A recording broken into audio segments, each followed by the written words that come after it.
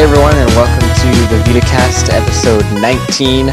We're recording on March 18th, 2014. I'm your host, Tyler Olthoff, and with me is Kyle Wakeling. Hello, people. How are you? And Yuki doing the recording. So we got some changes going on. Unfortunately, Brian, he has left us, and he will no longer be with us on the Vita Lounge and the VitaCast. So, yeah, just say hello to him on Twitter or something, see what's up. Also, we don't have Jasper this week. He's been pretty busy, so keep that in mind. It's just going to be Kyle and I. And also, we've been having some scheduling issues because we're changing a lot of shit up, and that's mainly because of me. So, all your fault, Tyler. Yeah, it's all me. So we may not be able to get the podcast out every Wednesday like we've normally been doing, so keep that in mind. Just look us up on Twitter or something, and you can bug us like, where's the podcast? Feel free to do that. We'll let you know what's going on. Other than that, I think that's all there is for the changes. Is there something I'm missing, Kyle? No, I think that's pretty much it. All right, cool. Well, let's get this show on the road then. I got all that out of the way. Let's start with the things that we've been playing. I've been pretty busy, but I have had the chance to play some Toukiden. Still need to get further than that. I'm really not that far in that game. What else have I been playing? Got my Vita sitting right in front of me, and I don't even know what I've been playing. Oh, I tried a little bit of Sorcery Saga, because I haven't been playing that at all. Like, I bought that, played maybe an hour, and I've been just so busy with all these other games. I played a little bit more of Mutant Mudds Deluxe. I gotta get that review out. I'm getting so mad at myself, Kyle. You just need to yell at me. Tyler, come on. What are you doing? You know, I thought I beat the game. I really did. And then the game was like, guess what, Tyler? You didn't beat the game. You still have like 20 more hours to play. And I was like, oh gosh, here we go. The life rooter of a game. Yeah. So I think that's pretty much it. I think I might have played a little bit of Killzone. I can't remember. It's been a while. But yeah, what about yourself, Kyle? What have you been playing? Yeah, I played a little Killzone. Played some Hot Shots Golf, trying to go for those crowns. Got to get that platinum eventually, sometime maybe. And I've been playing Muramasa Rebirth a hell of a lot. Going through both the storylines, just kind of screwing around and killing stuff. It's been pretty cool. Nice. That's all you've been playing? Come on, Kyle. Well, pretty much. It's been a busy week. A lot of weird stuff happened to me this week. My laptop pretty much destroyed itself, and I have now a cobbled together laptop that runs at like 90 degrees Celsius and is going to burn out any minute. But, jeez. I'll be careful with that. Yeah, it's sitting on like these like risers so that there's air going under it right now so that it doesn't get too freaking hot. Oh. Interesting. Sounds like you need a new laptop. Yeah, I pretty much do. Can't afford it right now, though. Yeah, I'm in the same boat. Although I don't have a laptop that's about to blow up, I don't have a laptop at all, so... Yeah, that's not good either. Yeah. Alright, well, we need to play some more games. Definitely. Speaking of new games, though, what are the new games coming out this week, Kyle? Alright, so this week in new releases, we have Final Fantasy X and X2 releasing today in North America. Woo! So if you're a Final Fantasy fan, that's definitely something you're going to want to look at. I have it just sitting right here on my table. I just got back from GameStop to pick it up. Anyways, go on. Is it staring at each other? It is staring at me. It's actually looking at me on my Vita. I'm downloading X2 right now. I had to delete some games off my memory card because it was so gosh dang big. But yeah, I'm excited. Awesome. Well, I'm not so sure I'm going to be into it, but I told myself I was going to at least look at it when it hit Vita, so I'll be paying attention and probably looking at some gameplay videos now that the English version is officially out.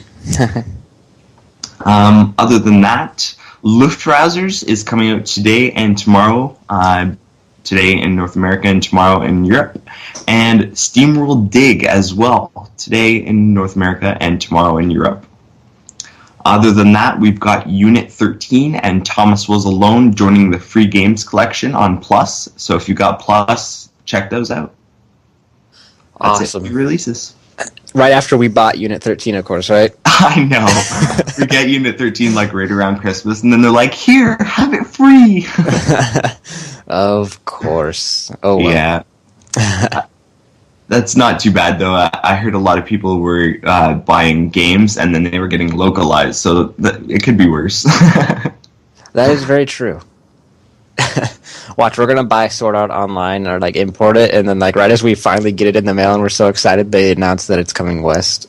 I can totally see that happening, especially with Bandai Namco just being the crazy company that they are and not, giving us too much information about their Japanese games coming to the West. I guess we'll have to wait and see. I guess we will. All right, well, let's head on over to the news. There's a lot of news, so if you're wanting a lot of news, put your seatbelt on and get ready. We promise next week it'll be much less. It's just we kind of have so much time between the last one and this one just because of some stuff that was going on and some people missing the podcast and it getting rescheduled and pushed back and etc. So hopefully next week it'll be much less than this. We just kind of want to get through what we have here and keep you guys informed. Yeah.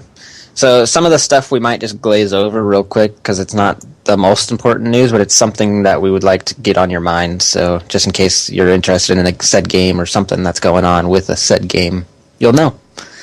So let's start it off with Exceed stating on Facebook that they have no plans to localize Valhalla Knights 3 Gold. So if you enjoyed the original, you're just going to have to import it.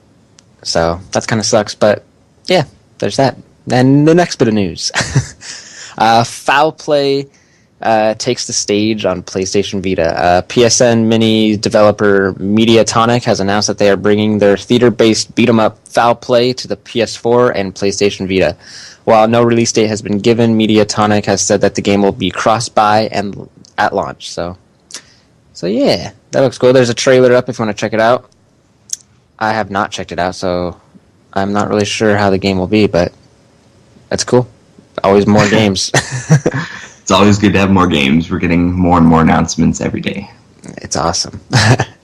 All right, I guess it's my turn to move on with the news. Yeah. So, moving on, Football Manager Classic 2014 coming to Vita this April.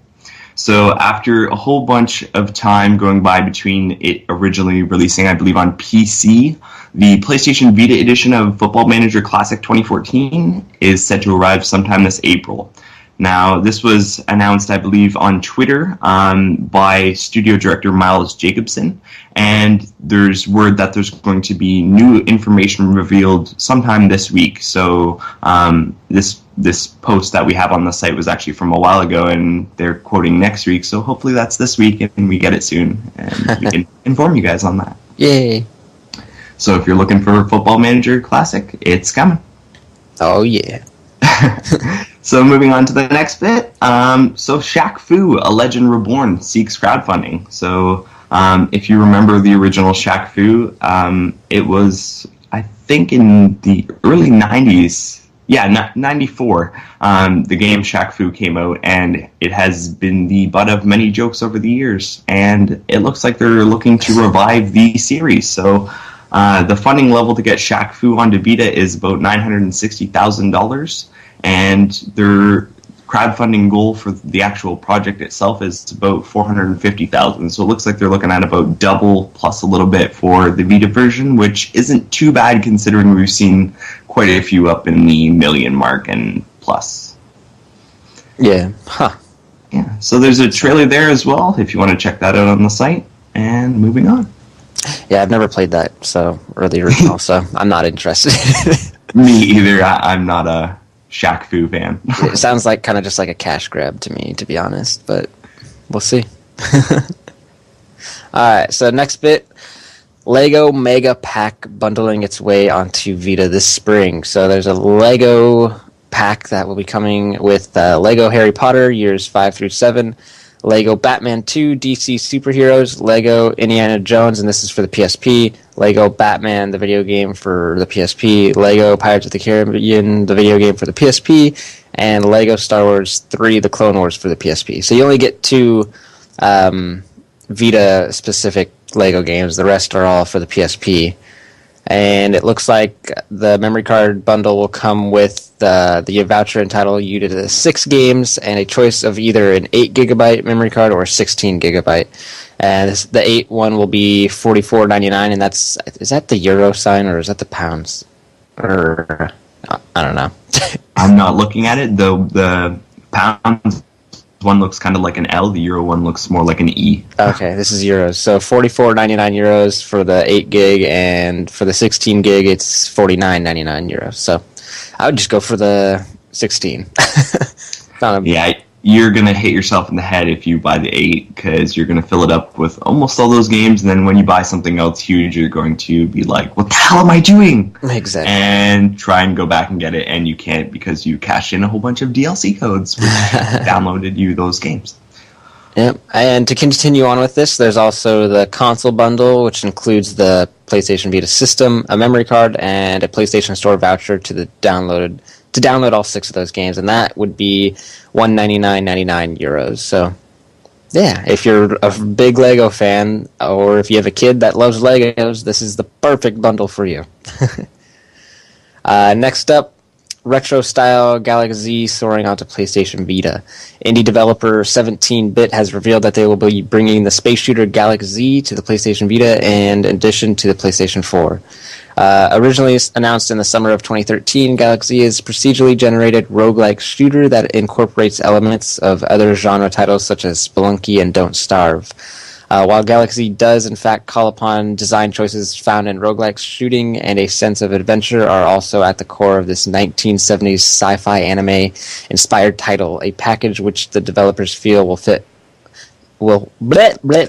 feel well fit on the PlayStation Vita.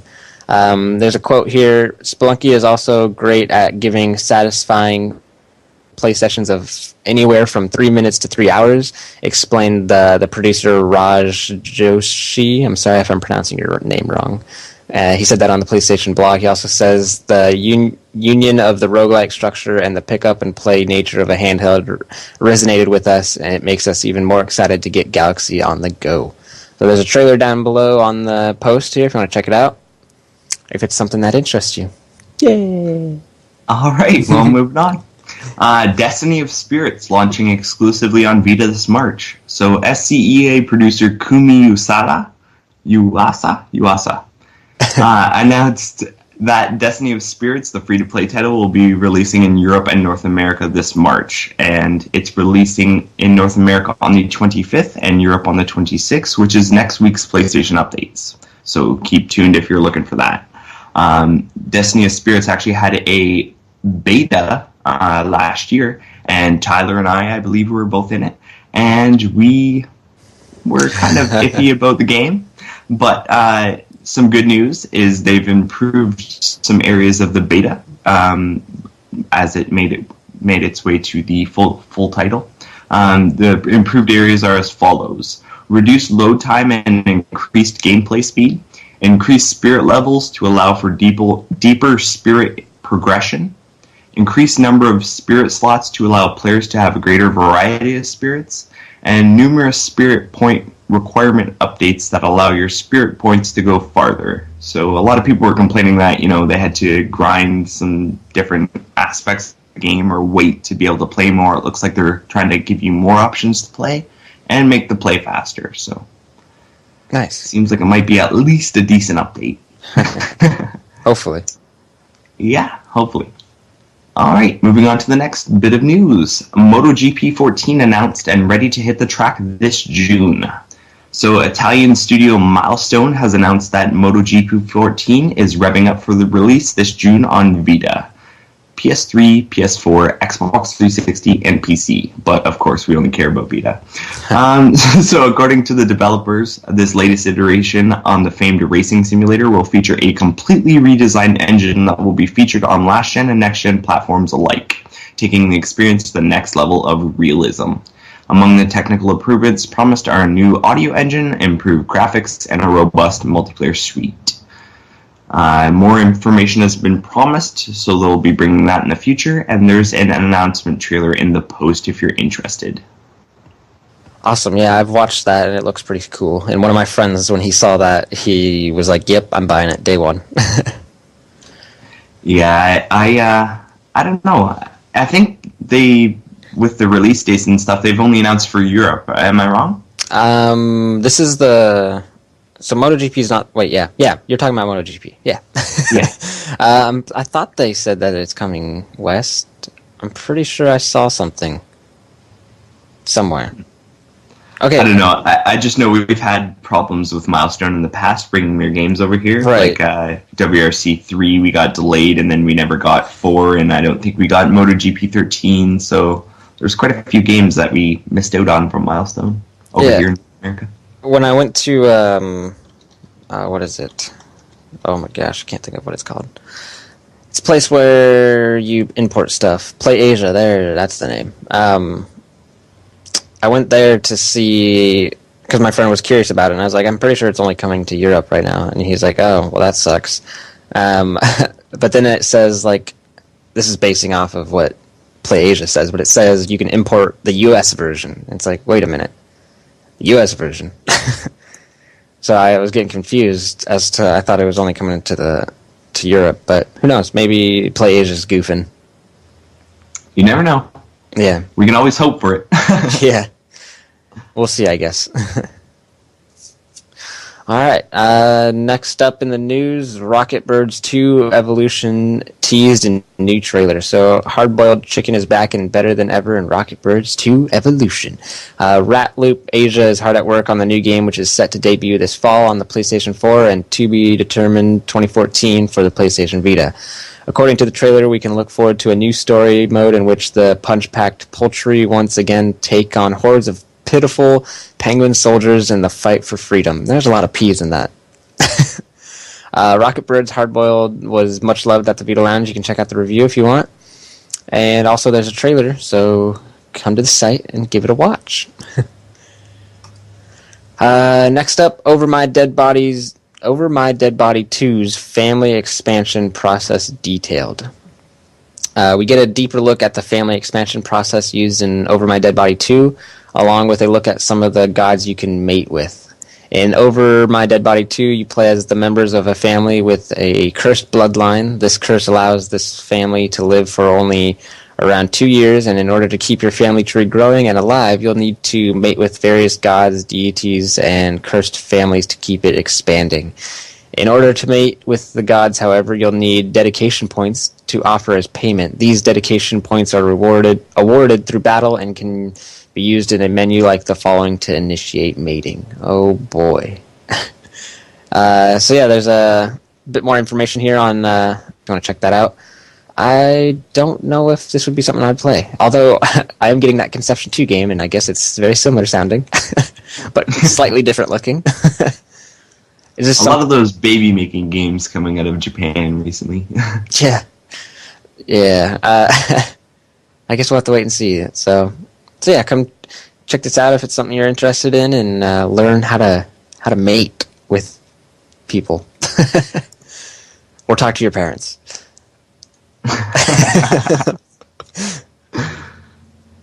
All right, well, moving on. We've got Tiny Troopers Joint Ops heading to PlayStation. So Wired Productions has just announced that twin-stick arcade experience Tiny Troopers Joint Ops will be coming to PlayStation. An amalgamation of Kokori Mobile's Entertainment's Smash mobile shooters Tiny Troopers and Tiny Troopers 2 Special Ops will be released on PlayStation as Tiny Troopers Joint Ops sometime in the future. Though originally developed by Kokori, the game will be brought to PlayStation by Wired Productions. So the following quotes regarding development were pulled directly from the press release. Leo Zolo, managing director of Wired Productions, said, "Tiny Troopers has been on our playlist for a while, and we really wanted to work on this title. We believe it is perfect for the PlayStation formats, and now we have the opportunity to show people." And Kim Soares, CEO of Kokori Mobile Entertainment, said, "We are really pleased with Wired's speed, professionalism, and respectfulness of our IP. They seem to understand what is needed to create and publish a PlayStation version of Tiny Troopers." So it looks like it's been a long time coming, and it's coming along well according to the original developer and their wishes. There's some screens of the mobile release to give you an idea of what the game's like on the post if you're interested. So that might be one to check out. Moving on, Girls in Panzer systems, locales, and story on display in new screenshots. So, Bandai Namco has rolled out some screenshots for the war-torn anime adaptation Girls in Panzer, Master the Tank Road. The latest images offer insight into various aspects of the Japanese Vita game, including systems, locales, story, and more. So, the most prominently featured aspect of the game in these screenshots is the zapping system, which will allow players to freely switch between tanks and battle in real time. By swapping units, we will get an alternate perspective on the battlefield using the assortment of viewpoints to create a strategic advantage over your opponent. Additionally, there will be moments in battle wherein conversations will occur that are not shown in the anime, and you'll be able to get a better look at those by switching through your tanks. Additionally, we get a look at the first round of the national tournament with a battle taking place against Saunders University School. The most prominently featured aspect of the game in the newly revealed gallery is the zapping system, which will allow players to freely switch between tanks and battle in real time. By swapping units, you will get an alternate perspective on the battlefield using the assortment of viewpoints to create a strategic advantage over your opponent. Additionally, we also get a look at the first round of the national tournament with a battle taking place against Saunders University School. Aside from the assortment of new tanks, including the Shaman Firefly, M4 Shaman, and M4A1 Shaman, it has also been revealed that there will be moments in battle when conversations will occur in-game that were not shown in the anime, further fleshing out the game's narrative. Lastly, we're given a look at the Girls and Panzers limited edition, which depicts the Ori Girls High School students as well as their rivals. So if you want to take a look at the little gallery that we have there, the game is set to release on PlayStation Vita on June 26th in Japan. So no word for us lowly mortals over here in the West. Like usual. Yeah, pretty much. Alright, well, to continue the news, Magica Wars Zanbatsu is coming to Japan this month, and that would be March 27th of this month. So there's not too much known about it, I don't think, except for it's a free-to-play type game. There's a trailer that shows some of the characters and the gameplay that you can expect when the game releases, but that's pretty much all I've got. So go check that trailer. It's free to play. Yay! Next up, visual novel Robotics Notes to hit Vita as Robotics Notes Elite. Interesting. Alright. The game will receive quite a polishing up from its portable debut, featuring a revised story, character models, optimization, and brand new animated scenes, according to this week's Famitsu. Since its debut on PlayStation 3 and Xbox 360 in the summer of 2012 in Japan, the scientific adventure title from 5BP has gone to spawn multiple ongoing manga iterations and even its very own anime series. So yeah, there's a whole bunch of screenshots if you want to check it out. Looks interesting. Alrighty, moving on. So, IAVT Colorful Japanese release detailed. So, Marvelous AQL has announced details for the rhythm game IAVT Colorful, which is to release in Japan on July 31st. And the developer revealed that in the latest edition of Famitsu that the game will be available in both standard, which is 4,800 yen, and a limited edition, which is 9,420 yen.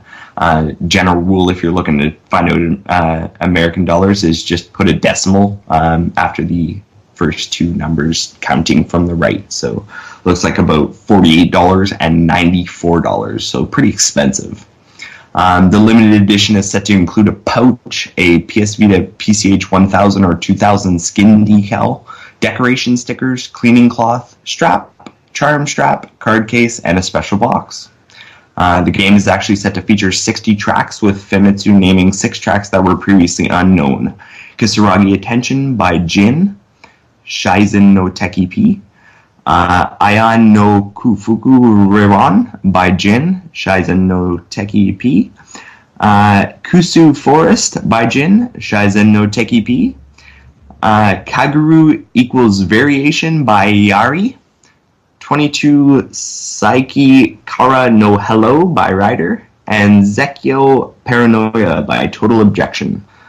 So if you don't know what this game's about and you've never played a rhythm game for some reason, the game actually tasks the player with controlling a small circle using the analog stick to navigate around the perimeter of a larger circle, catching incoming sound using the Vita's face button in time to the tracks. So it's pretty crazy. Also detailed were IAVT Colorful's plethora of game modes, which include free play mode, which is, pretty self-explanatory. Step up mode, which is a challenge mode with various difficulty levels. My List play mode, which you can create a playlist of 3 tracks to play through consecutively. Network mode, which you can view player rankings and watch post-play videos. And recommend song play mode, in which you can play songs that are yet to unlock. However, you are unlimited to 1 track per day. So it's got a lot of cool features there, and we'll keep you updated on IAVT Colorful as we get more information. Nice. Yeah, sounds pretty cool. Even that Hatsune Miku Project Diva F demo had me going, so I might pick that up, and then, you never know when that comes out. You never know. All right, moving on. Developer E-Line has announced that even if you tell me to work HD for PlayStation Vita with retuned parameters and updated graphics. So the Vita release of Even If You Tell Me to Work HD has been updated with touchscreen controls, trophies, and a photo gallery. The game has a unique premise where instead of saving the world, the typical scenario, you're a young loser with no job who sends various warriors to do the actual work. So, sounds pretty cushy. They've actually got a screen there comparing the PlayStation Portable version and the PlayStation Vita version, showing you that it's higher res, looks better, etc. And the picture showcases the character Lilim. That's pretty much it about that. The E-Line plans to release the game in Japan as a 1,500 yen PlayStation Network download on March 26th. So it's coming up. If you're in Japan or have a Japan account, might be something to look at. Yeah. All right. Continue with the news. Revealed back in December, Falcom have this week unveiled new information regarding upcoming PlayStation Vita JRPG Legend of Heroes Trails in the Flash 2. This week's edition of Japanese magazine Famitsu has seen a flux of new information revealed about the game. First up is that the characters Toval and Claire from the first Trails in the Flash game will be making a return as party members in this sequel. Toval has a custom Arcus that has the ability to launch multiple arts at once, with Claire receiving a new set of clothes. Lucky Claire. We are also told that players of the first game are in for a huge surprise in an early part of Trails in the Flash 2. This surprise sees the secret of Emma Milstein, the chairwoman of Class 7, revealed. As well as this surprise, we may see characters from past Legend of Heroes games make an appearance, with the game slotting into the series timeline taking place around the end of the Legend Heroes Trails of Blue. Featuring over 20 party members, Trails in the Flash 2 also sees attacks, running motions, and NPC character models all giving a revamp. We will also see several new key characters, many returning characters, and more options to select in the bonding system, which also makes a return from the first game. Falcom also tells Famitsu that amongst Trails in the Flash 2's new features is a new equipment system, new arts with a number of elemental attributes, and the ability to visit any city in the game just by walking to it. On top of this, we will see an improved link system and a feature that will enable you to revisit the story from Trails in the Flash. To top all of this off, players that have played the original game will be able to transfer save data to Trails in the Flash 2, and come release, we'll see DLC costumes released. So yeah, awesome. I'm still mad because the first one did not come to the West, so I'm a little bitter on this one. So we'll just move to the next one. I don't want to talk about it anymore. It's okay, Tyler, it's okay. FK Digital, the developer behind PlayStation mobile action game Mononoke Slashdown, has announced that they plan to bring puzzle game Cat's Block Festival to the PlayStation Vita this spring. The Cat's Block Cat's Block brand originally saw release on mobile and social network platforms in 2011, and Festival itself is an expanded version of Cat's Block Time Boom, a Facebook version of the game. Cat's Block Festival will include new puzzles and additional content as well. With little known about the PlayStation Vita version of Cat's Block, we can not only suggest that the gameplay will be similar to that of the Facebook version. In this version, you are tasked with matching 3 of the same type of Cat's Block to accumulate points. Points are also awarded for chains and meeting other criteria. This all adds up to help you climb the leaderboards, beating your friends in the process. So there's a trailer if you want to check it out, and if you want to play with some Cat's Blocks. So check it out.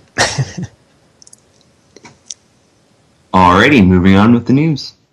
So HTOL #NIQ, which stands for Hotaru no Nakai, or Firefly's Diary, is a new action title coming to Japan this June. So earlier in this year, Nipponichi teased a new game with a website that had THIQNLO and hashtag floating in the middle of the page. Now we've got confirmation that it's actually a Vita title, and it's on its way to Japan in just a few short months. HTOL NIQ is an action game where you'll be controlling a firefly who leads around a young girl with a horn called Myon. In this game, you'll be visiting ruins where enemies dwell in shadows. Getting caught by these enemies or any of the various traps you may encounter will result in Myon's death, and it's your job as her guide to get her through the environment safely. So that's pretty much all we know about the game so far, other than it will be available digitally for about 3,086 yen, or around $30 US, or you'll be able to get a premium retail release with an art book, soundtrack, and badges for 5,800 yen, or around $56 US. Moving on. Atelier Aisha Plus to get battle speed options. So this week's issue of Dengeki magazine reveals some interesting details about an upcoming enhanced port of Atelier Aisha. So the Plus version is an enhanced version of the PlayStation 3 title Atelier Aisha, The Alchemist of Dusk, which was originally released in Japan in the middle of 2012. After getting a Western release on PlayStation 3 last year, it's now making its way to Japanese Vitas this month, being a sleeper hit with the RPG crowd. So good news to those who hate grinding in RPGs, however, as according to Dengeki magazine and Silicon Era, you'll be given Bravely Default style battle speed options, allowing for the possibility of a quicker grinding by adjusting various in-game factors. In other news, it's been noted that you'll apparently be able to unlock costumes upon clearing the album missions, but that's all we got for now. So look for Atelier Aisha Plus, March 27th in Japan, and we'll probably be seeing it sometime in the future in the West, considering all the other Plus games made it here. Yeah, hopefully. All right, we made it through half of the news. We still have 20 more stories to go through, so keep that seatbelt on. We're doing good. Keep going. All right, a look at Demon Gaze's upcoming Disgaea DLC. NIS America has released brand new screenshots for the Disgaea-themed downloadable content for the upcoming dungeon-crawling RPG Demon Gaze. The collaboration between Nippon Ichi Software and Kadokawa Games was announced late last month and will see purchasable party member appearances based upon characters from the popular strategy title. The DLC will be available at launch and will in fact be free for the first month. So Demon Gaze hits stores shelves on April 22nd in North America and April 25th in Europe. And there's a whole bunch of screenshots if you want to check them out on the site. And yeah. Next up, Natural Doctrine gets official Japanese release date. Kadokawa Games has officially announced that Natural Doctrine has received a Japanese release date of April 3rd on PlayStation Vita, PS3, and PS4. This news follows a previous decision to delay the tactical role-playing game from its original February 22nd release date so that the studio would have extra time to improve upon various network functions. So yeah, April 3rd. Go get it. Yeah, that's something to look forward to. Okay, moving on. So new RPG Destroyer Trillion announced for PlayStation Vita. So Compile Heart continues to pump out the goodies as they've announced Destroyer Trillion for Sony's premier portable system. According to Siliconera, the newly revealed game is a role-playing game that comes courtesy of Disgaea 4 director Masahiro Yamamoto. In addition to the main character, half a dozen Demon Lord girls will join the fray, though few more details have been revealed about the plot thus far. So there's an update to that post as well. An alternate translation by Jamatsu of the article published by Dengeki Online suggests that players will in fact take up the role of Demon King Diabolos, who perished at the hands of the titular Trillion, leaving the protagonist thriving for revenge. So after reaching a deal with a mysterious girl named Faust, which is kind of funny because that's another name for the devil over here, for another chance at life in return for his soul, so that sounds pretty fitting, the Demon King is once again planning to go toe-to-toe with his enemy. With the aid of the aforementioned Demon Lord girls, each of which is said to represent one of the 7 deadly sins, he will attempt to take down his foe and settle a score that goes beyond the grave. Additionally, it has been announced that the game will take part in and be the first title of Compile Hearts' Makai Ichiban Kan series. It also appears that Destroy a Trillion would be available as part of a limited edition, retailing at about 8,800 yen, or about $87 US, that will come packaged with an art book, soundtrack, and a bundle that will include no less than 7 short stories. And that's set to release later this year in Japan. Moving on, One Piece Unlimited World Red, readying for European release. So Bandai Namco has announced that One Piece Unlimited World Red will see a release in Europe and Australia for PlayStation Vita, PlayStation 3, Wii U, and 3DS, though, as usual, all we care about is the Vita. The adaptation of the immensely popular manga series, which originally released in Japan solely for the Nintendo 3DS late last year. However, the Western localization has it primed for multiple platforms. World Red is the 4th iteration of the Ultimate series of games and sees protagonist Luffy and his Straw Hat crew allies in a brand new scenario as they attempt to figure out the identity and motivation of a mysterious character. Fan service plays a large role in the action-adventure title as it recalls challenging and famous boss battles such as Crocodile, Rob Lucci, Caesar Clown, and more. Additionally, the game has a focus on co-op gameplay, which varies per platform. Both the PlayStation Vita and Nintendo 3DS editions will feature local gameplay up to 4 players that will allow parties to dish out the damage to enemies or enjoy some relaxing mini-games like bug catching and fishing. So One Piece Unlimited World Red is set to release sometime in 2014, and there's a trailer attached to that post as well if you're interested. Nice. All right, next bit of news, bigger title here. I'm excited for it. Freedom Wars shows off character customization.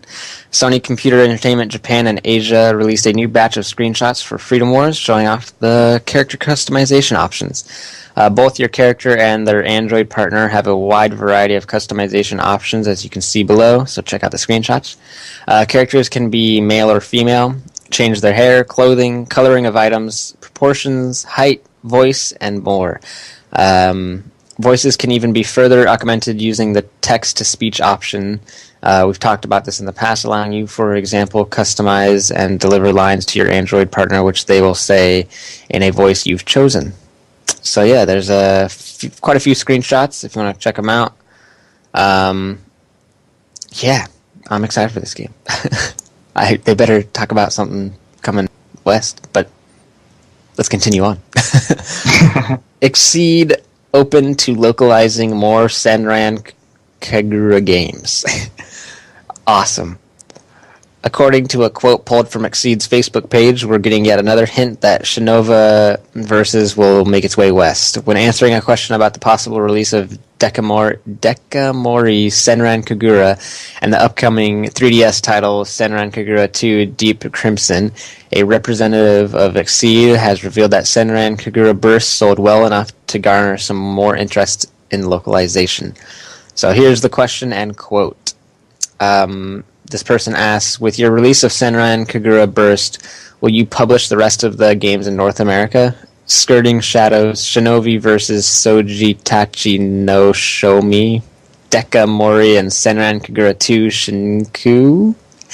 And Exceed commented back saying what I said earlier, that Burst has sold in well enough that they're open to considering other iterations in the series. So, seeing as how they've teased it in the past, it sounds like they may be localizing something. So, yeah. Oh yeah. I actually tried to import this twice, and both times they lost my order and had to refund my money. So, jeez. yeah, the worst luck. And then I was like, screw importing. And I got all mad, and now they're like maybe bringing it over here. So I'm a little happier. I'd be so mad if they lost my Sword Art Online import. Oh, if they lose my Sword Art Online import, I'm going to go crazy. I will see me like running down the street by your house with like a volcano coming out the top of my head. I think you and I will have to like Hulk out and just like turn green and destroy everything. Sounds like a plan. Oh, jeez. Anyways. All right, moving on.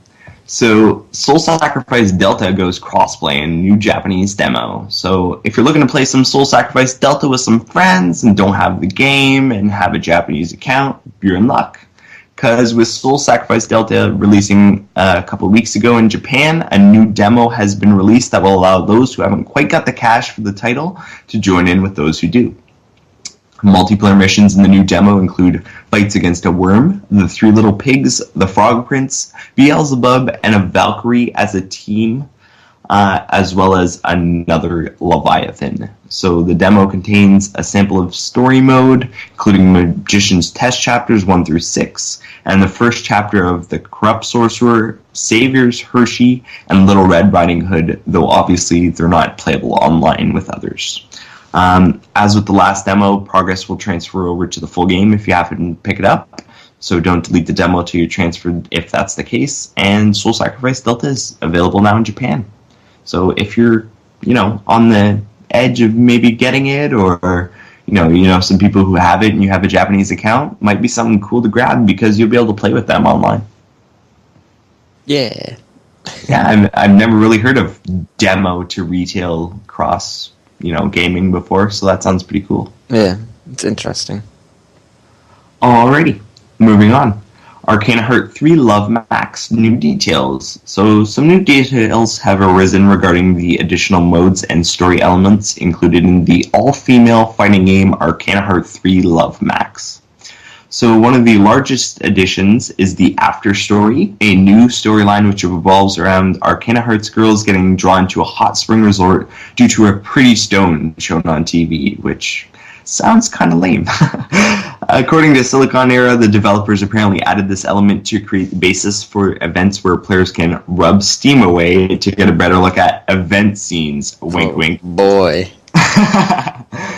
Other additions to the game include survival score attack, time attack, and trials, though challenges and matches with unlockable medals are also new.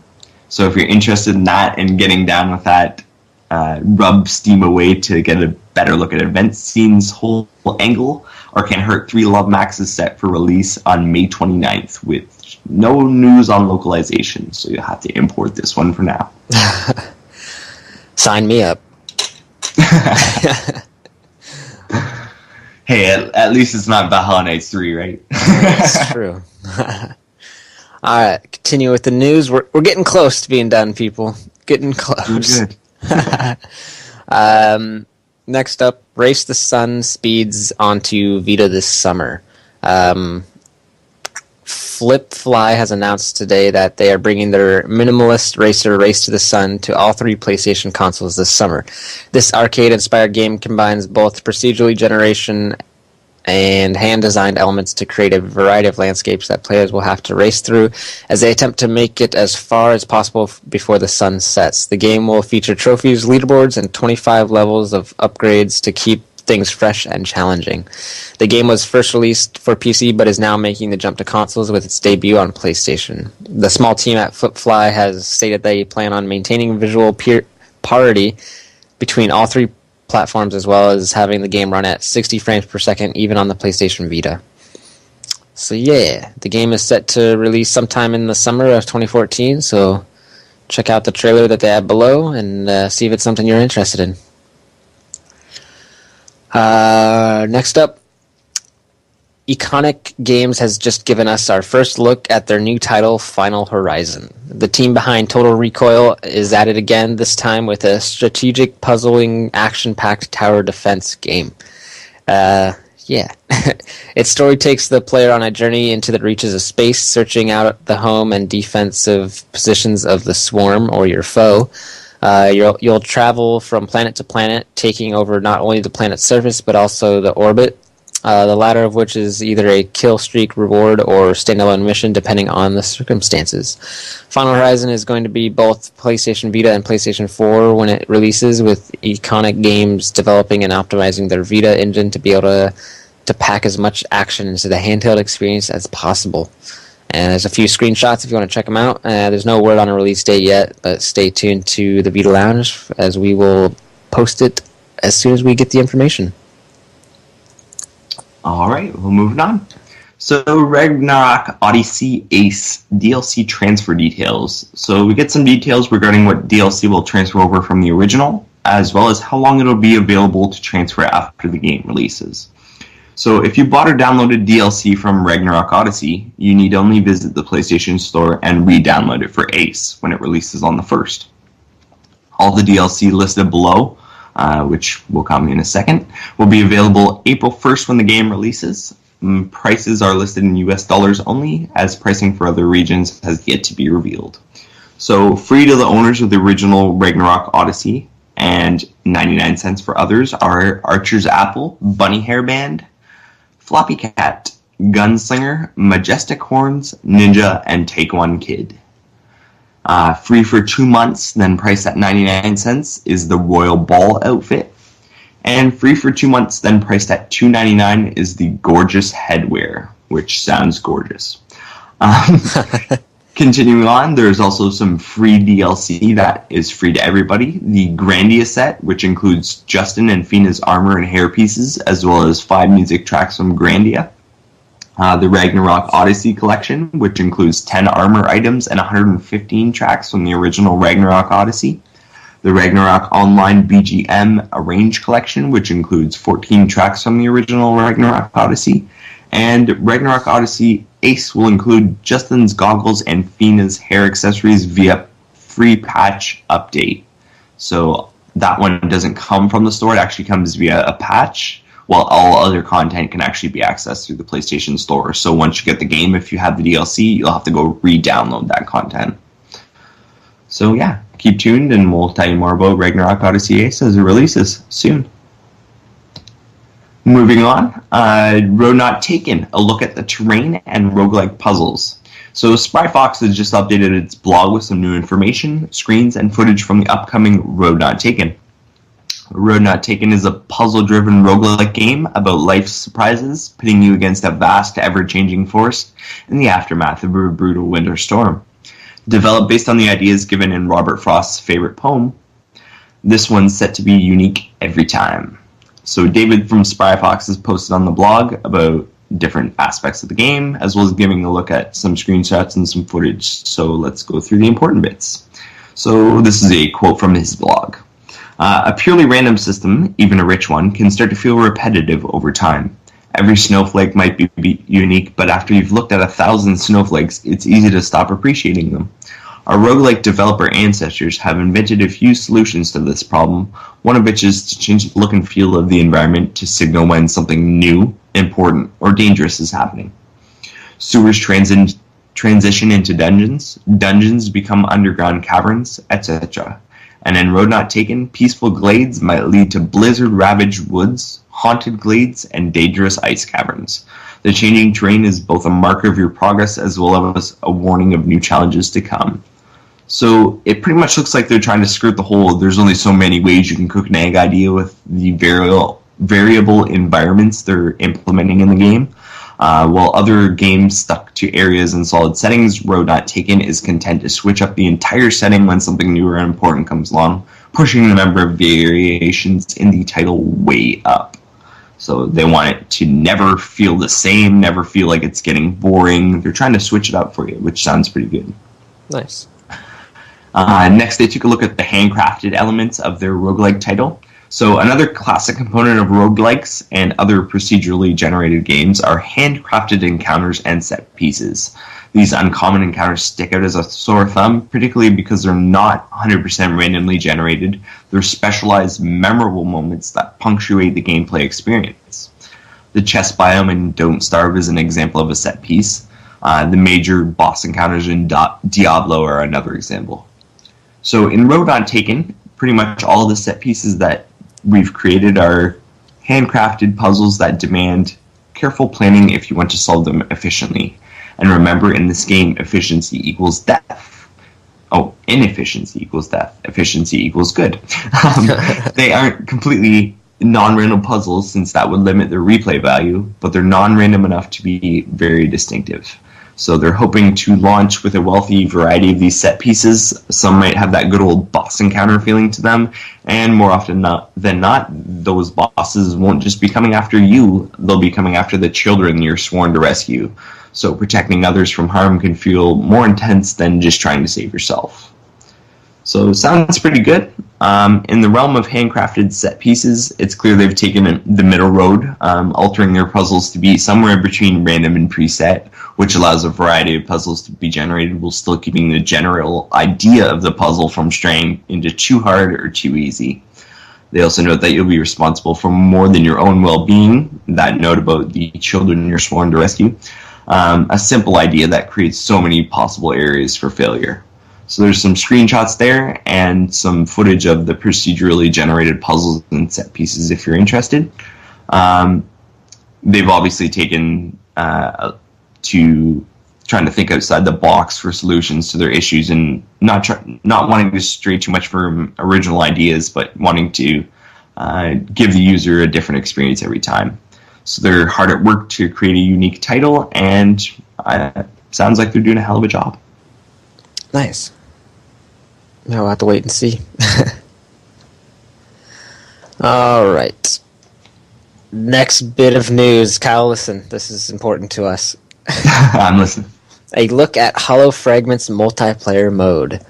While Sword Art Online Hollow Fragment will include single player, it's the multiplayer that most are interested in, especially considering the fact that the anime series was first and foremost based inside an MMORPG.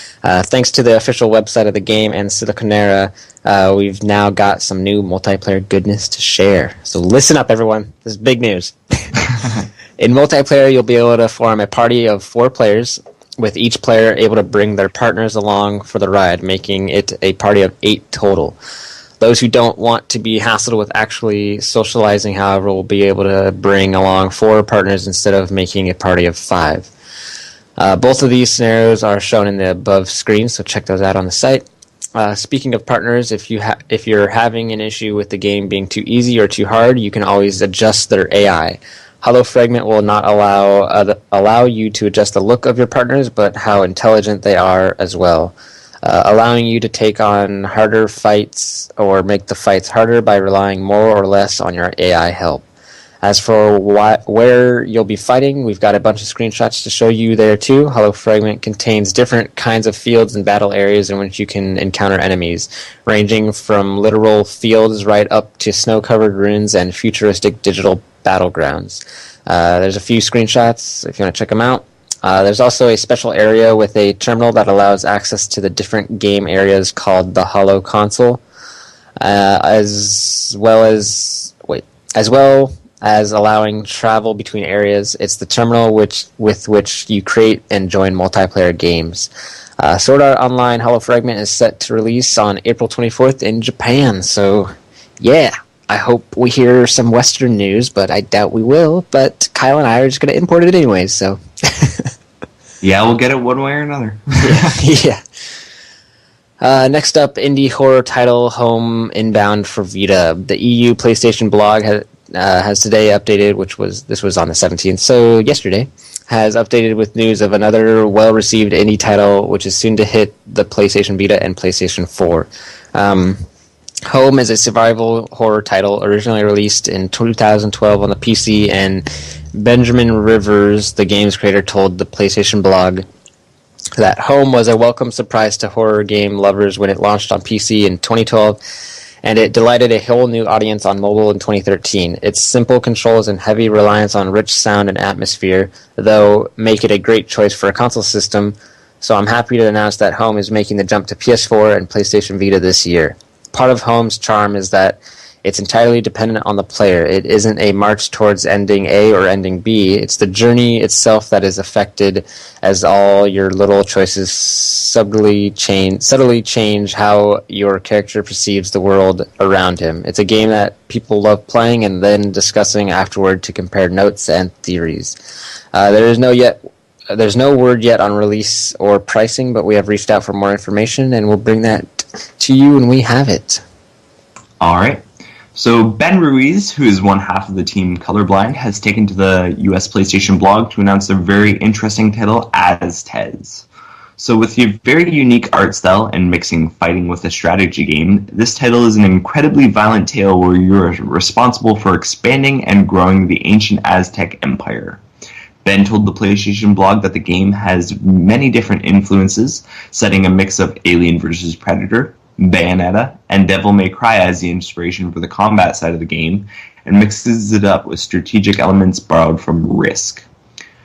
So the official site has more information, stating, in Aztez, you are responsible for expanding and maintaining the Aztez Empire with turn-based strategy gameplay and managing violent outbreaks with real-time beat-em-up gameplay segments. But your actions in one gameplay type directly affect the other. A game of Aztez doesn't take long to play, but it's designed to be hugely replayable, as every game of exciting empire management is different from the last. Different events will occur, different challenges will emerge, and different spoils will be taken every time you play. Inspired by the timeless surprise gameplay of Weird World's Return to Infinite Space and the deeply expressive action gameplay of Bayonetta, Aztez is like no other game you've played. The key features are as follows. So 4+ complete weapon sets, the spear, the club, the ritual knife, the legendary obsidian sword, and more. Finely tuned array of enemies based on Aztec stereotypes, the eagle warriors, the jaguar warriors, the noble warriors, the combat priests, and more. There's customizable avatar, so beat the gear off your enemies and wear it. And there's 30+ combat environments based on real Aztec cities. We don't yet have a release date, but Team Colorblind have definitely created something interesting, and we're looking forward to seeing more. So if you want to know more or have another look, there's a teaser trailer as well posted at the bottom of that post. So next news, Little Big Planet gets Infamous with new DLC. So to celebrate the launch of Infamous Second Son on PlayStation 4, which is launching today in North America, and I believe tomorrow in Europe, with the retail release coming Friday, a Delsin Rowe costume is being added to the Little Big Planet DLC wardrobe.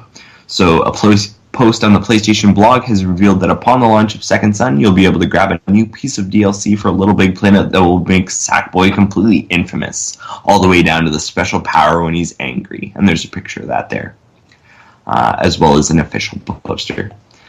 So it looks pretty cool. The costume itself consists of Delsin tattooed skin, Delsin hair and hat, Delsin jacket, Delsin jeans, Delsin shoes, and Delsin chain. So there's a whole bunch of pictures there of his badassery from different angles. The Little Big Planet Delsin Rowe costume will be available when the store updates, set at €159 in Europe.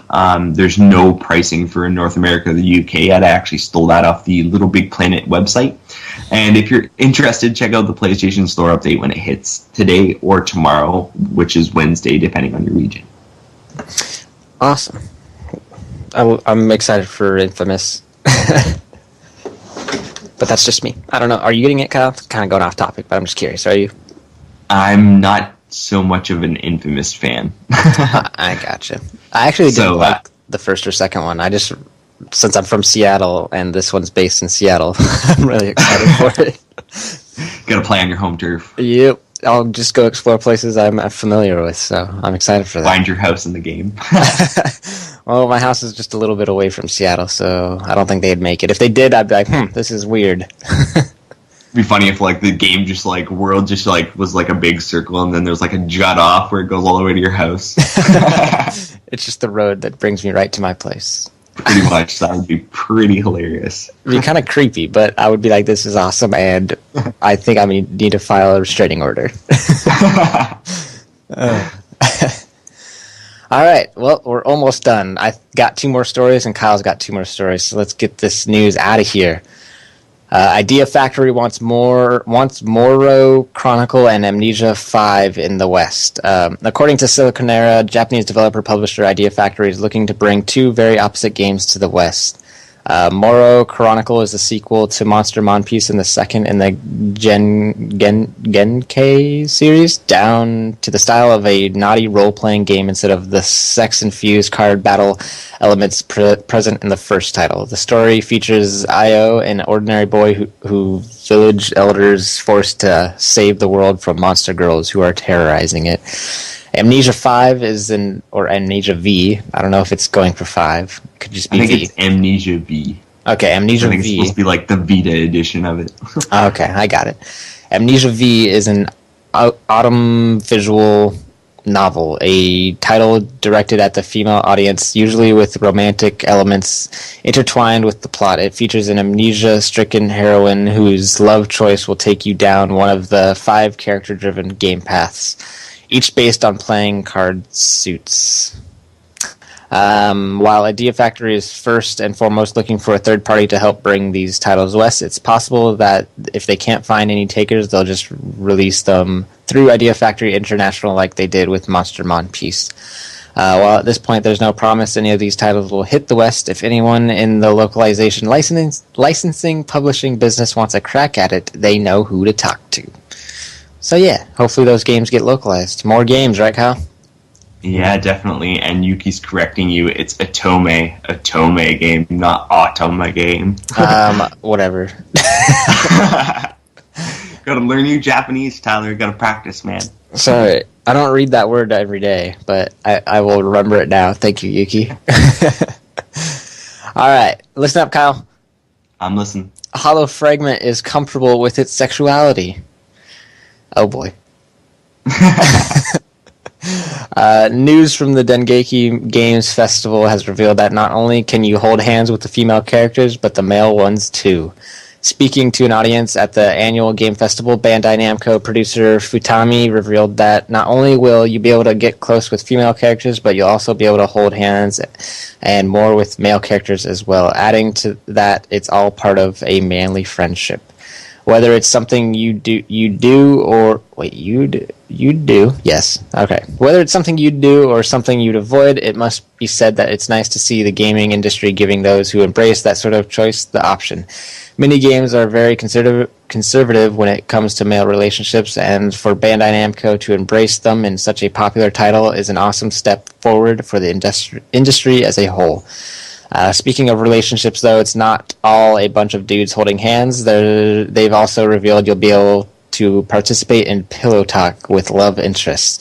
Check out some of the bedtime shots below. It's unclear if this event extends to the guys in the games as well, though I suppose it'd only be fair to include that as well, given the other inclusions I've just mentioned.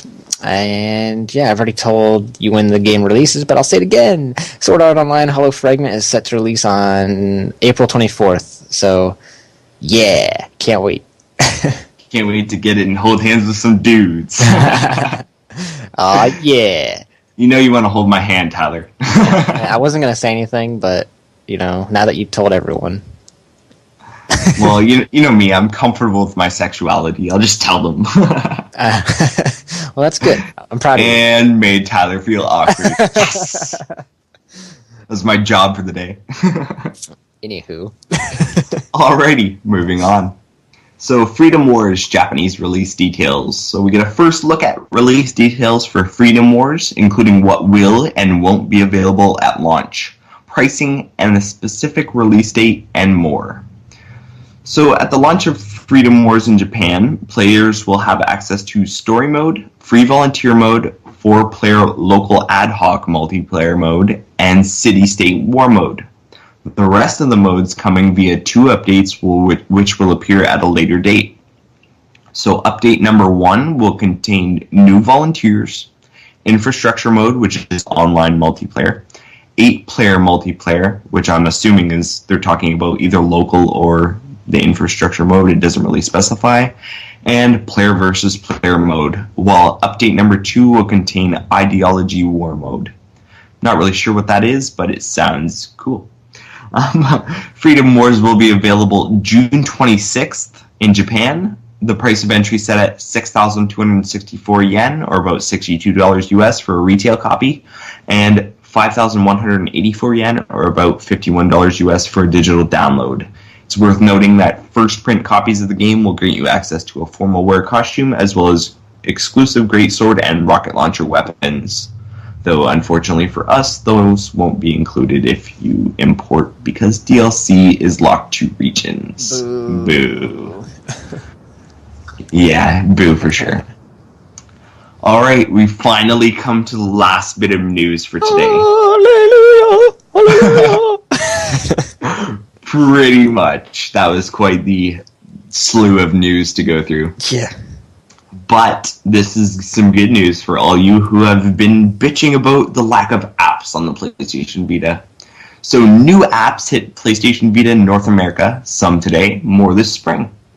The PlayStation Vita is finally getting some of that good application love, starting today, Tuesday, in North America. So a post on the PlayStation blog has revealed that starting today, you'll be able to download 3 new applications for the Vita. Crunchyroll, which is an anime watching website that has been turned into an app, so you can watch the latest and best selection of anime from Japan, including Naruto Shippuden, Attack on Titan, Kill la Kill, Hunter x Hunter, and many more, as early as 1 hour after Japanese broadcast, though I believe that one might need a subscription. The NHL Game Center Live is the second app that's being added today. So you can instantly stream live out-of-market games in HD quality with your NHL Game Center Live subscription. So if you don't have a subscription here as well, you can only get a couple, little clips and stuff like that, nothing big, and you're going to need a subscription for that one as well. And thirdly, I believe this is Kello, Qello. You can now watch your favorite artists' full-length performances in HD whenever and wherever you want. Kello Concert streams the largest collection of HD concerts and music documentaries right to your PlayStation Vita, including popular artists such as Coldplay, Linkin Park, Nirvana, Bob Marley, Beyonce, and much more. With Kello, the concert never ends. But that's not all. We'll also be getting 3 more apps this spring, at least 2 of them available next week. So Gaiam TV is the first one. This one actually was the one that wasn't dated for next week.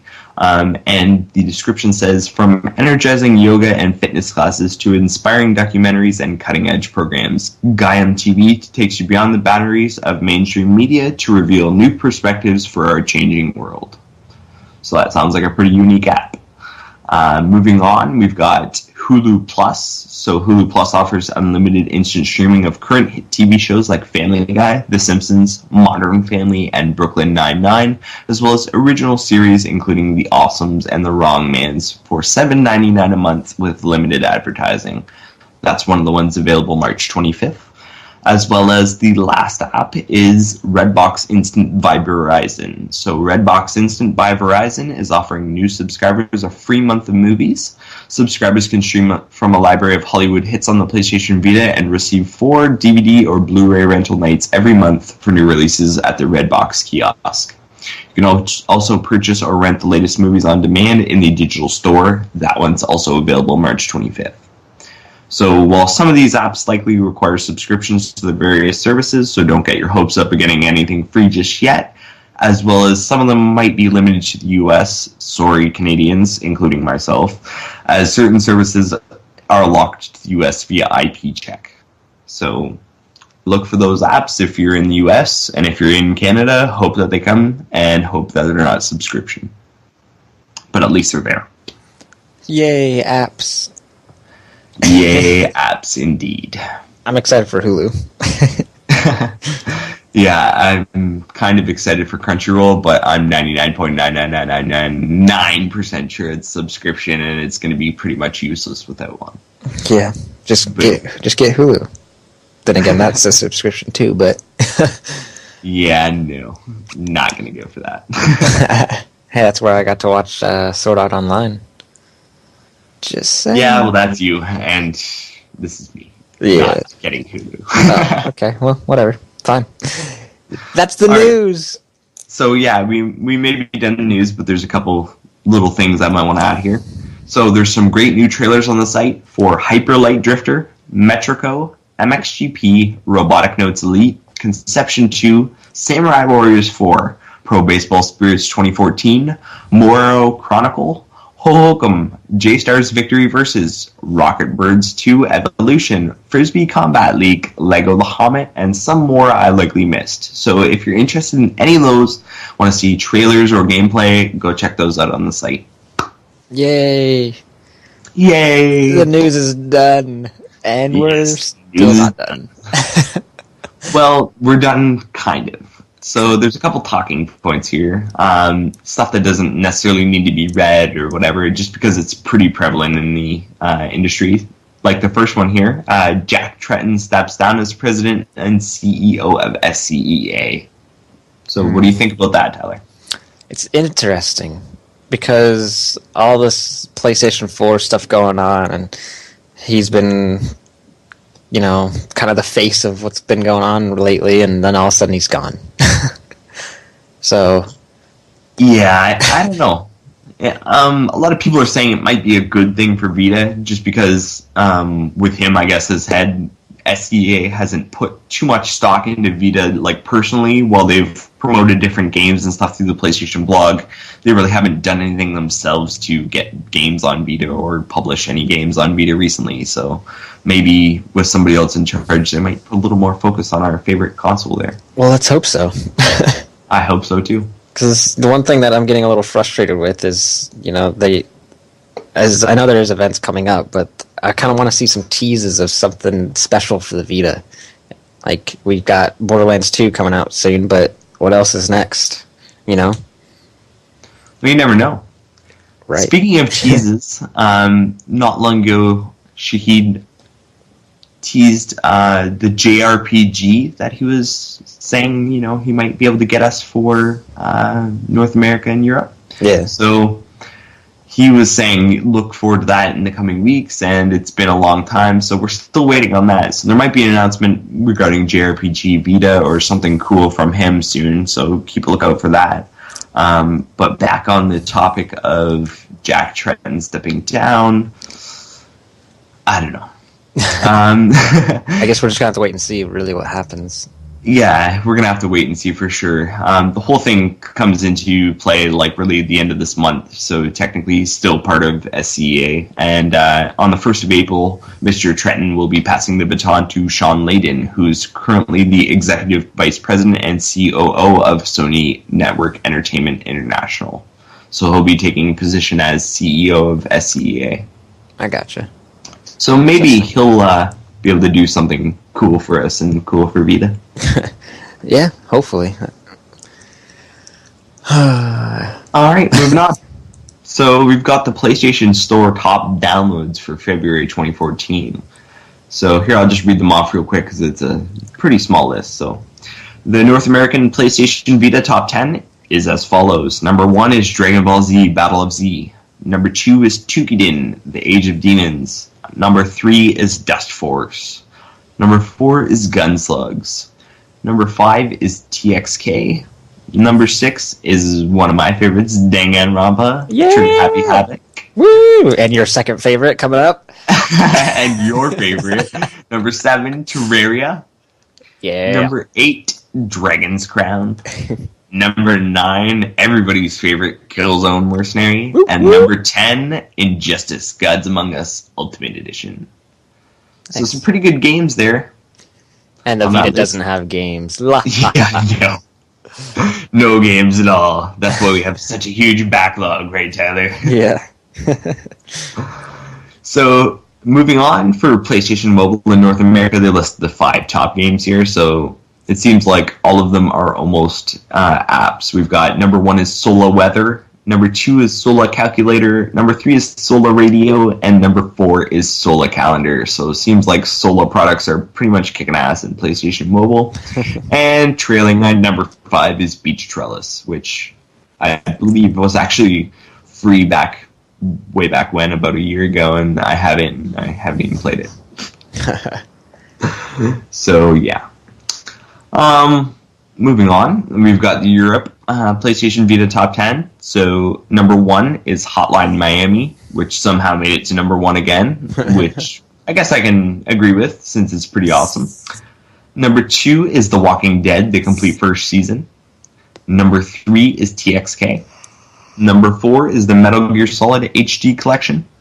Number 5 is Tearaway, which is for some reason absent from the North American top 10. That's kind of weird. Number 6 is your favorite Terraria. Yay. Number 7 is Spelunky. Number 8 is The Amazing Spider-Man, I assume because the wicked awesome deals that were on. Number 9 is Call of Duty Black Ops Declassified for some friggin' reason. Where the hell's... Yeah, no, Killzone Mercenary isn't even on this list. I think everybody over in Europe is drunk or something. Something must be going on. Someone needs to talk to us. What's going on in Europe? Pretty much. And number 10 is Tukiden, the Age of Demons. So, looks like there's glaring omission on both sides. North America missing the Tearaway and Europe missing Killzone. That's kind of funny. It's weird, but interesting. Yeah, I'm definitely surprised to see Declassified make it back up that list, especially in Europe. They should know better. Who knows? Maybe did something crazy happening in Europe and we just don't know about it. Well, I know there were some sales, but I don't think there was any sort of sale on Call of Duty that would justify, making it to number 9. Yeah, huh. Have to be like, they give you $3 and then you can have it. Yeah.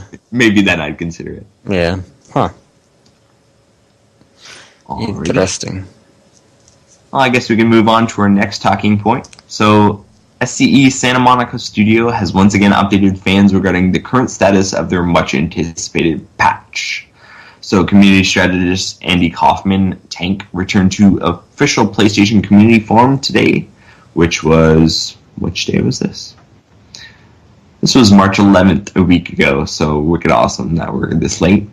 To say that the much-delayed update is near completion and will go live sometime later this week. Though obviously we're lying because it's been a week and we don't see it.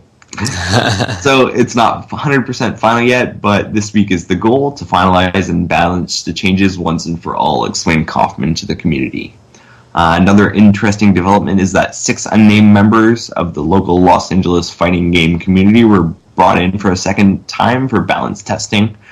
Kaufman would not identify whom these testers were, only going so far as to say that they know this community inside out and to give them the enigmatic title of the Mystery Six. Lastly, this community strategist would go on to preview the free PSN avatars based upon the brawler, offering up an early look at one based on Sir Daniel, and there's a picture of that here. So we're still waiting on this patch, which they've been saying is coming forever, and we thought was canceled because Superbot got out of it, and then Santa Monica took it over, and now they're saying it's coming, and then it doesn't come when they say, and yeah.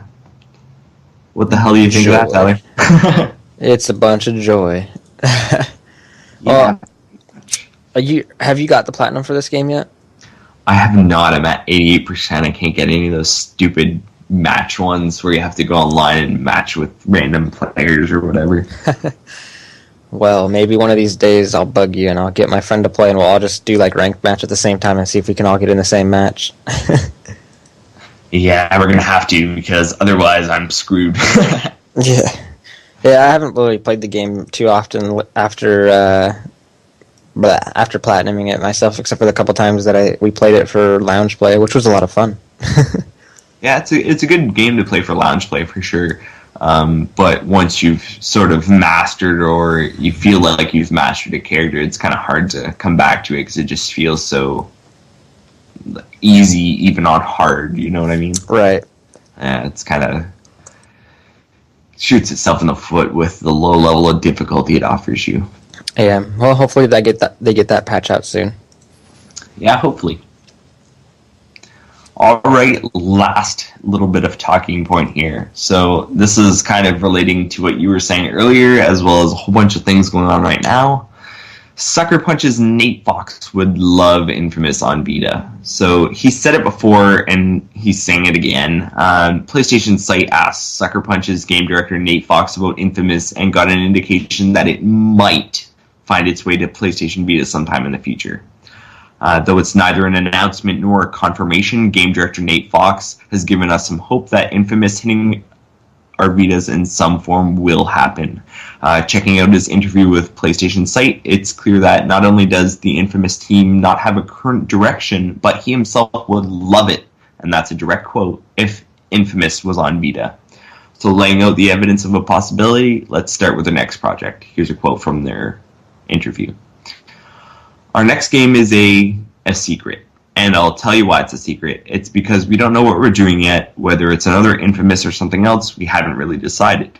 So, first, a little bit of evidence is they don't know what they're doing. Second little quote here is a possibility opening quote that was followed up later. It says, I would love it if there was a Vita Infamous game. We don't have anything to say about it just right now. So he's saying that he would love it if there was one, and they don't really have anything that they're doing right now, and they can't say anything about it. So you never know. That's not a no, but it's not a yes either.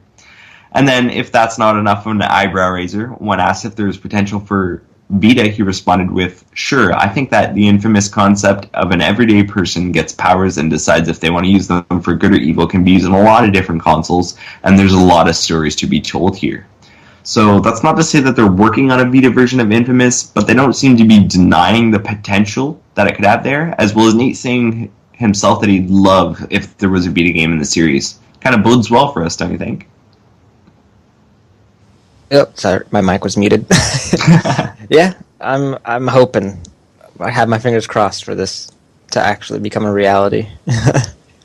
Yeah, I'm not personally a big fan of Infamous, but I can definitely tell that this is one of those games that people like to get behind. And if we had it on Vita, it would definitely be a system seller. It's one of those games that people want to just go out and roam and play and screw around. I know my cousin, he played, I believe, the first and the second one, and I bet he's put over 100 hours into each of them. So they got to be worth something if people are willing to put that time into them. Right. Yeah, let's hope.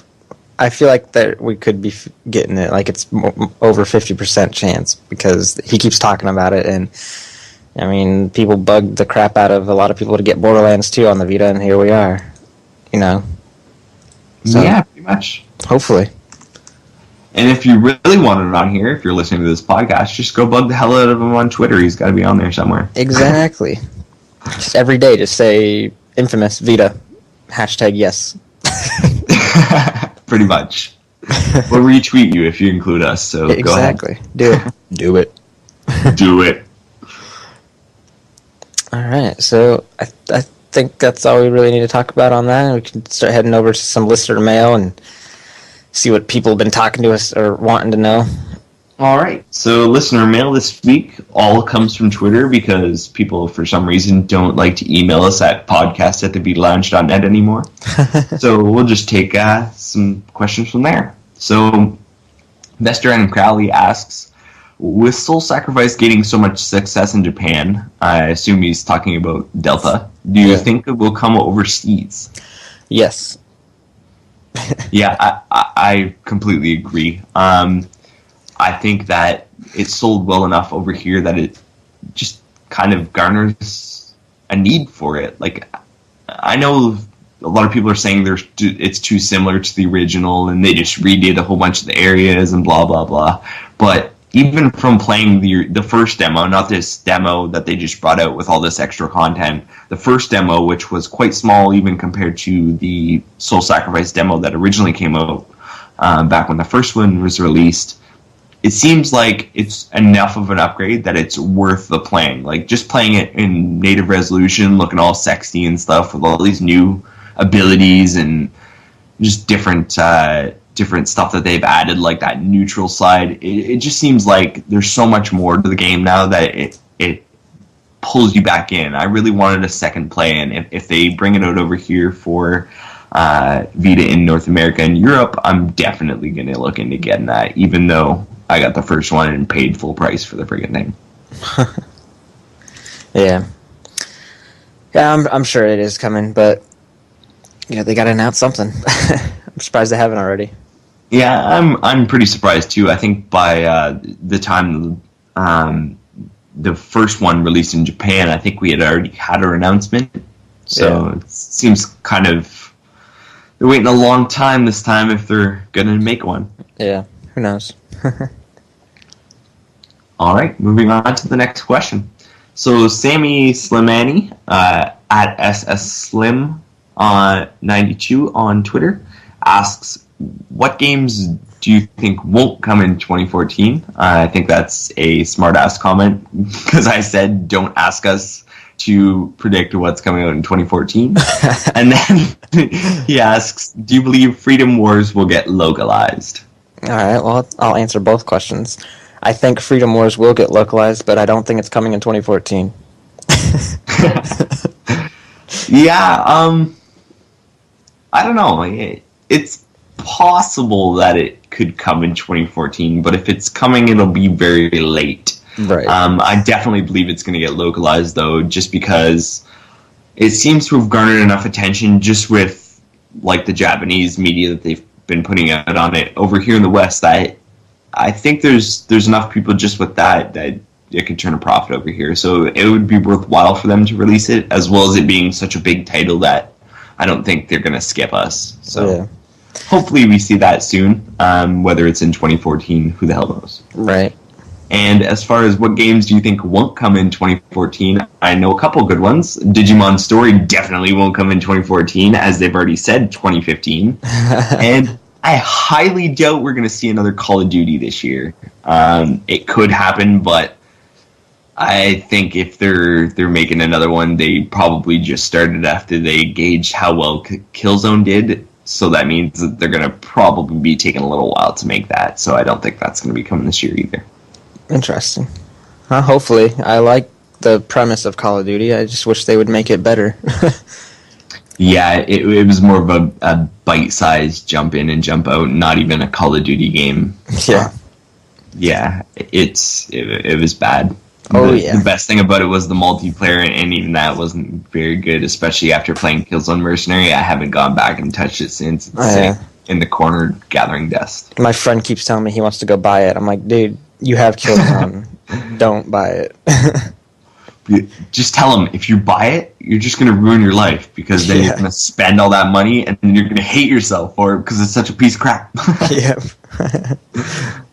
Like, I had it. It was one of the games that I got with my Vita. I got the Call of Duty bundle, and I played it, and I played all the way through the campaign, and I played some multiplayer, and it was okay. But once you've played something like Killzone Mercenary on the handheld, there's no way you can go back. It's like torture. It's like coming to internet and then going back to dial-up, and then, dial-up versus fiber optics, and then you're, like, screaming at the computer while it's trying to load, pictures of the naked women or whatever the hell you're trying to look at. Yeah, whatever you're looking at. Or watching.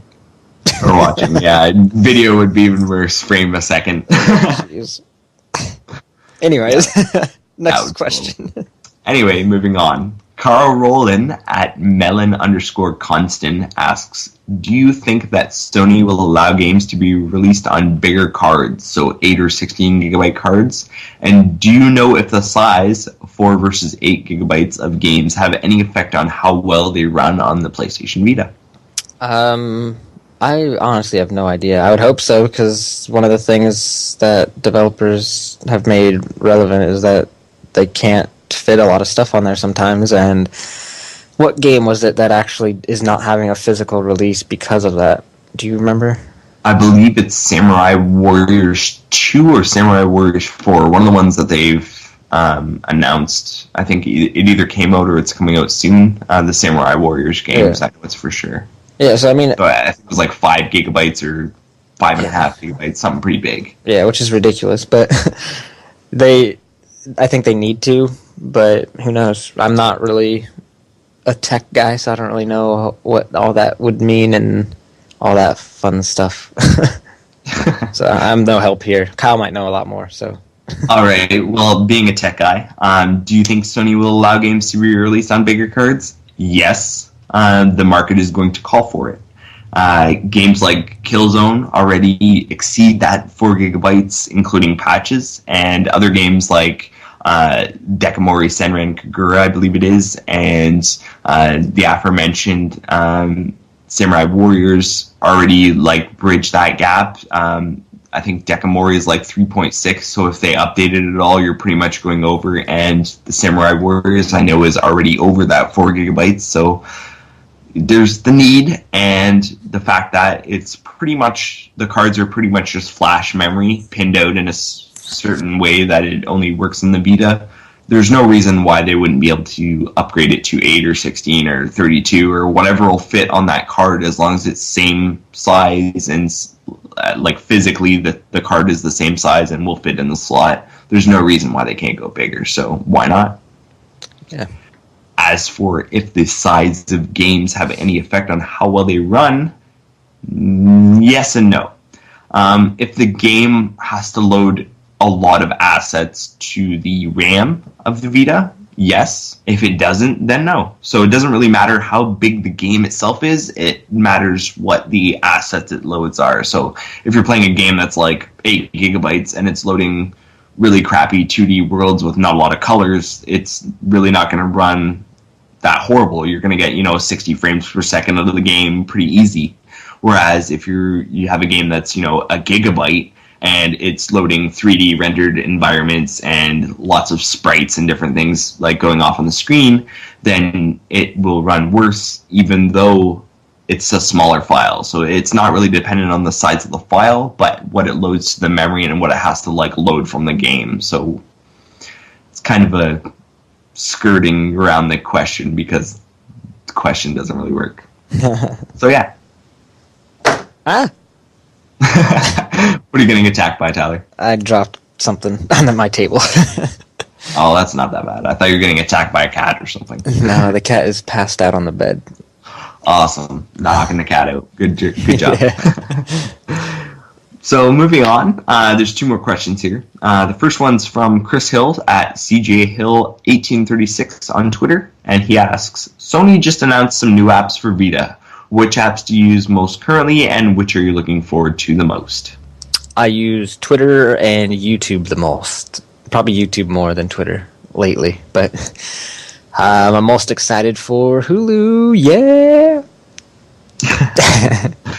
So, the only one I'm kind of excited at all for is Crunchyroll, and I believe it's probably going to be subscription-based, so I'm pretty much screwed on that, because I'm not paying a subscription to watch stuff that I can get for free on the computer. They give you 480p stuff for free if you just go on the internet, so yeah, not cool. And what apps do I use most currently? Probably Twitter. I don't really use YouTube very much. I almost never use Skype on my Vita, but I do use Twitter, mostly only for uploading screenshots with little messages and stuff to Twitter, or a quick tweet if I'm somewhere where I can't get at the computer or something's going on with my computer that's screwed, which has been recently. So yeah, those are pretty much the only apps I use other than gaming apps. And our last question here. Steve Jaworski at Jawsome, JAWESSOME on Twitter, says, what are your thoughts on Bot Zone and the future of DLC for the masterpiece that is Killzone Mercenary? I don't know if I'll really use Bot Zone very often. I'll probably try it out just because it's something new. But other than that, it's not really something I care for too much. But it is a nice feature, that's for sure. Future DLC, I don't know. I honestly think that they might be done with DLC, and that they're gonna, if they're considering making another Killzone or shooter on the Vita, that they're gonna want to pull the people off of the DLC and get them starting on something new. So I don't know. Yeah, I'm not sure how big the team is over at Gorilla Cambridge, but depending on how big their team is, yeah, they might have to pull people off the old one to start something new, I guess.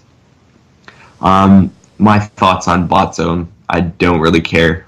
That's great for people that want it and like to play offline, practice or whatever, but the whole point of me, other than playing single-player missions and doing them stealth and trying to be awesome like that, is to play with friends. So Bot Zone is really not of interest to me, especially since I believe it's supposed to cost money. Yeah.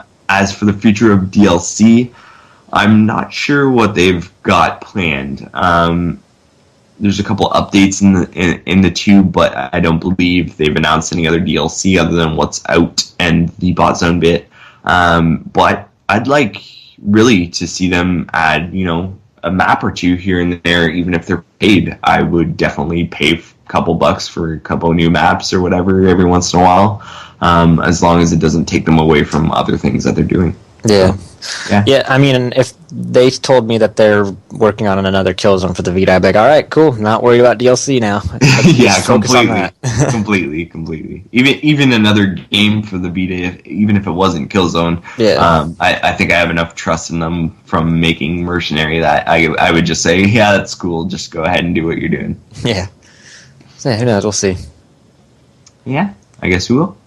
And that's it for listener mail? Yes, it is. All right. Well, I gotta stretch real quick. I was actually just stretching. All right, so let's head on over to game recommendation for this week, and I chose Need for Speed Most Wanted. This game came out a while ago, and it's awesome, though. I mean, it's one of those games that looks fantastic on the Vita. It looks really close to its console counterpart. It's you can definitely tell the differences and like how they had to scale it down and whatnot, but it's still amazing. It's a lot of fun. Big open world. You get to race fast cars, and there's online multiplayer. So go check it out. There's a lot of content. I still don't even think I've beaten the game. Well, technically I've beaten the game, but there's still a lot of races that I haven't done that I could be doing. But yeah, it's an awesome game. You can probably find it cheap now because it's been out for like a year and a half now. Maybe, no, I don't know if it's been out for 2 years, but maybe. I think a year and a half. It's been out for a while, so you can find it cheap. So yeah, go grab that. Kyle likes it, right, Kyle? You like it? Oh yeah, I like Need for Speed Most Wanted. It's a pretty good game. Really true to the console version. Like, I mean, there's not everything the same. They've limited the traffic. Obviously, it's lower resolution being on the Vita, though I'm not sure if it's native or not. I couldn't tell you on that one. And it does look good, although it's not as good looking as the console counterpart. Although, for a first go on Vita with something that they've brought so much of the actual console content, that's forgivable, pretty much. Yeah. So go grab that one. Like I said, it's probably not too expensive now since it's been out for a while. And yeah, there's probably still people playing online, and there's lots to do and explore in that game. All right, well, I think it's time we get out of here. This episode's going to be like an hour and a half, I think. That's okay. Next week will be much shorter, we promise. It won't be an hour and a half. It'll probably be more like an hour or less, just because we won't have as much news as long as we get here on time. Yeah. All right, so you can find all the news stories that we talked about earlier on the VitaLounge.net. You can find us on Twitter. I'm at Mr. PSVITA Reviews. Kyle's at Teflon Tactics, and Yuki's at Yuki_WR. You can find us on Facebook. Just search the Vita Lounge. Don't forget to sign up for our forum and join the conversation. Post up on there. Introduce yourself. Read up on some of the stuff that we're all talking about. Also, Lounge Play is part of our YouTube channel. It's where we play games with you guys, the listeners, and we just kill each other on Killzone, race each other on Need for Speed, beat each other up in PlayStation All-Stars, hunt demons in Tokaden. So good, isn't it? We might be changing the time when we play that, though, so keep that in mind. But we will post it up, so if anything changes, you will know right away on Twitter or Facebook or on the site. So, yeah. I think that's all we got for this week, so I hope you enjoyed this week's episode, and have a great week. Have a good one, guys.